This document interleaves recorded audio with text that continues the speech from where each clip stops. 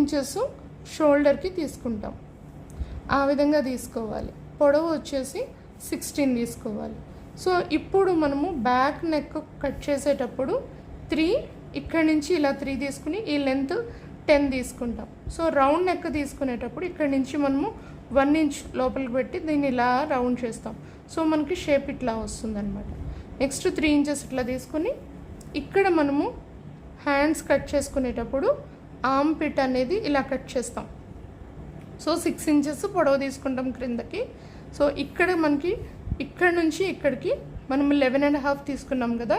So ఇది తీసుకున్నప్పుడు మనము ఆర్మ్ పిట్ అనేది ఇలా ఎల్ షేప్లో వచ్చినప్పుడు ఇక్కడ నుంచి ఇక్కడికి 1.5 తీసుకుంటాం. తీసుకుని దీన్ని ఇలాగా మనము రౌండ్ చేస్తాం. సో అప్పుడు మనం ఇలాగా కట్ చేసేస్తాం. ఇది బ్యాక్ పోర్షన్ ఫస్ట్ కటింగ్ అయిపోతుంది. దీని తర్వాత front portion same back portion ఏదైతే మనం కట్ చేసామో సో ఆ పీస్ మనకి ఎలా వస్తుంది అని అంటే మీకు పిక్చర్ వేసి చూపిస్తాను. సో ఇలా వస్తుంది. సో దీన్ని ఏం చేస్తామంటే ఓవరాల్ మనం క్లాత్ మీద క్రాస్ కటింగ్ అన్నప్పుడు ఈ పీస్ తీసుకుని వచ్చి ఇట్లాగా మనము క్రాస్లో పెట్టుకోవాలి.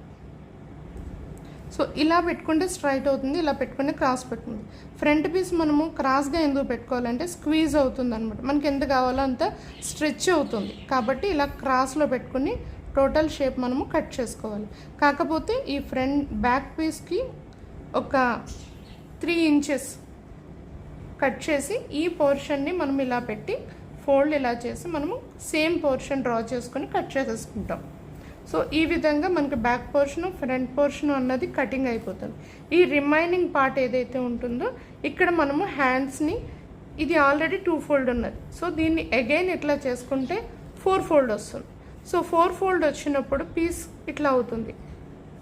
సో ఇలా వచ్చినప్పుడు మనము ఇక్కడ నుండి ఇక్కడికి సో 5 ఇంచెస్ తీసుకున్నట్లయితే +1 ఎందుకంటే ఫోల్డ్ చేస్తాం కాబట్టి ఇక్కడ బోర్డర్.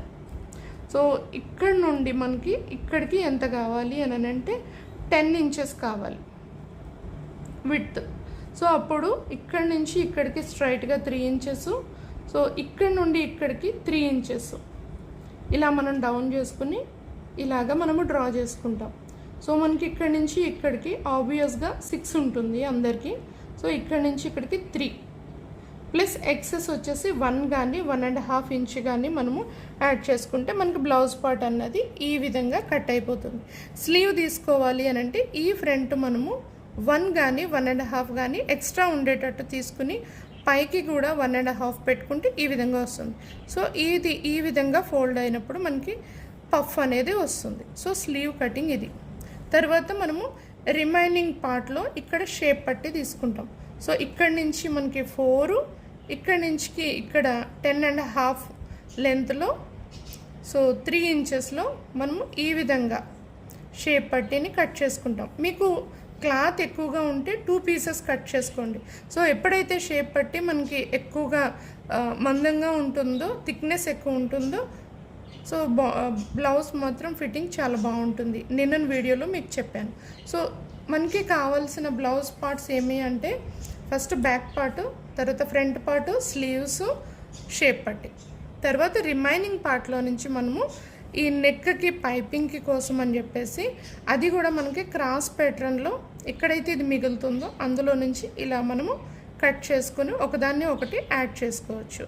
ఇంతేనండి బ్లౌజ్. మీకు నెక్స్ట్ వీడియోలో బ్లౌజ్ని కట్ చేసి చూపిస్తాను.